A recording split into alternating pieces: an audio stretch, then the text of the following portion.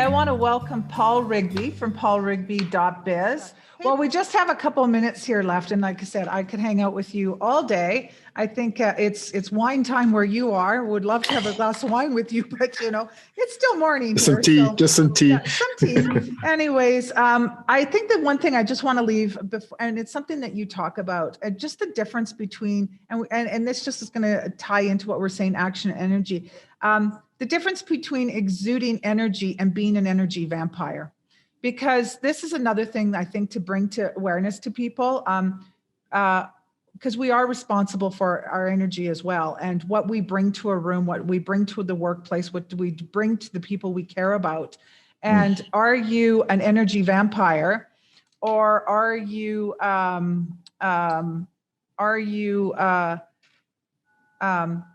draining people, right? Yeah. Draining people of their energy. Yeah, so I talk about that because there's a lot of energy vampires out there, and sometimes they are skeptics, and sometimes they are healthy skeptics. And a healthy skeptic is somebody who's, if I can just generalize, like an engineer. I've got a lot of my clients are engineers, but they are not thinking negatively. It's the way the brain thinks, as opposed to, if I can generalize again, to a salesperson who's maybe not necessarily more positive, just looks at things in a different way. Engineers are positive, but they tend to look at it from a mathematical point of view. And once you give them the answers, because they will question you, not to be negative, to get the answer. And so you need to understand everybody's work-life equation. I don't believe in this work-life balance. I don't think there is such a thing, because balance for me is an equilibrium.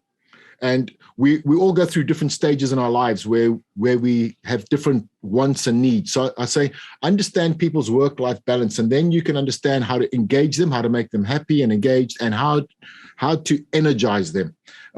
If you can find your Ikigai, what is Ikigai? I always talk about this, I think, in my leadership workshop. I say, at Ikigai, it's love what you do, it's do what the world needs, it's do what you're good at and get paid for it.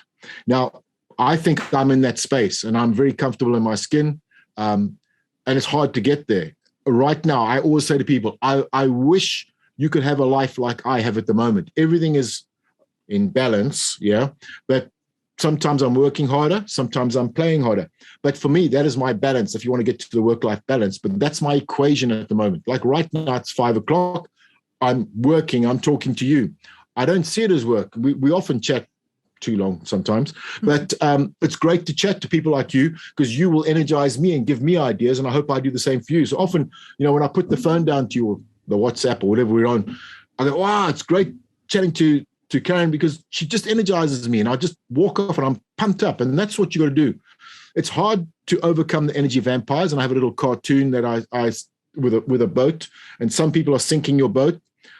Being blunt, you've either got to work with them and get them to the middle of the boat and then to the front of the boat, or you got to kick them off the boat. And what we don't do in our relationships and in our business relationships is we don't get rid of the people on the boat. Don't surround yourself with negative people, which is hard, easy to say, hard to do. And you don't know if that person's going through a tough time at the moment, but you'll know over time. And I just don't surround myself with negative people anymore. Life's too short. So that's how you energize. So when you walk into a room, try and exude the energy, change the energy and change the social script to be more positive is what I like to talk about. I'm in for that. It's what I'm trying to do. It's what I'm trying to execute. I love it. Okay, last question. Just to kind of get people thinking about this, because I think we all have the power to make a difference. But this is, if you were like the ruler of the earth, you had all the power, all the resources you need, what would you do to create a healthier and happier world for all? Think big, sky's the limit, no rules here. Yeah.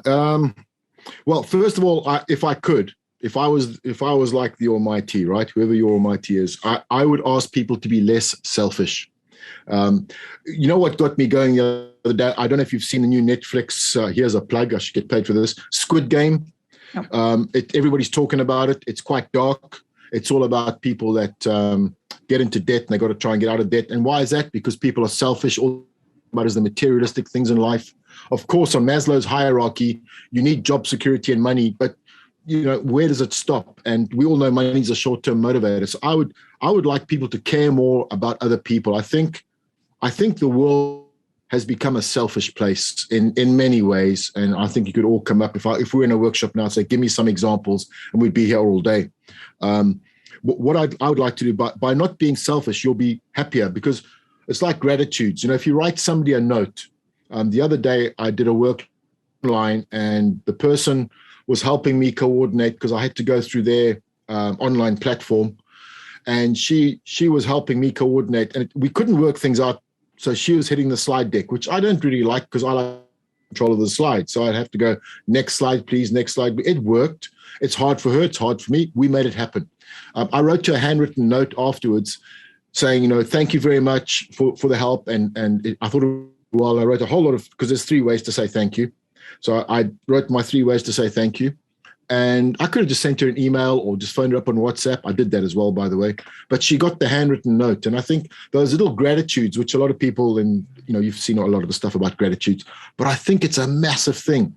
If you can just take the time to write something, it will change people's feelings. It releases the dopamine that gives you the positive drug.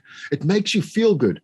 And so if you become less selfish, I think that'll go a long way. And I'll just come back. I mentioned it just now, was find your Ikigai, find your purpose. If you can find that, if I could wish everybody something, I would say go and find your Ikigai, because it really has transformed my life. It's made me happy, engaged, motivated, and all the things associated with that.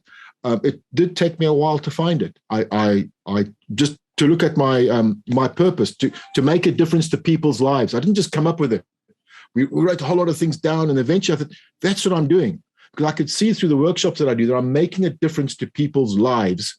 People might say, oh, that's a bit hairy-fairy. No, I really believe it. And it comes from the heart. So when I'm talking and I'm in a workshop, I have another expression. If you don't lie, you don't have to remember. And I just tell it as it is. Sometimes I push the boundary, put my hands up, absolutely. But if you want change, you're going to have to push the boundaries at some stage. Hopefully I don't, I'm not rude and I don't insult anybody. I learned from a coach I had when I first started, and he said to me, you'll never make everybody in the room happy. So I've got a little philosophy now. It's not that I have low targets. If I'm doing a workshop and I can make a difference to one person's life, I've achieved my objective. And that's the way I look at it. Inch pebbles are the oxygen of change. And so if you can just do one small incremental change at a time, you'll get to the big change that you're looking for. And that's the way I try and lead my life. Of course, I'm impatient. You know me. I want everything to happen now. So that's what I would wish on people. Become less selfish, find your Ikigai. Simple. And I think we'd have a lot more happiness and engagement and motivation and caring in the world. And more mental wellness too. And more mental wellness. You see, you're the mental wellness guru, but absolutely, I absolutely believe in the mental wellness, and especially during this time, it's massive. And if you don't have, so I don't know if everybody who's going to listen to this would agree.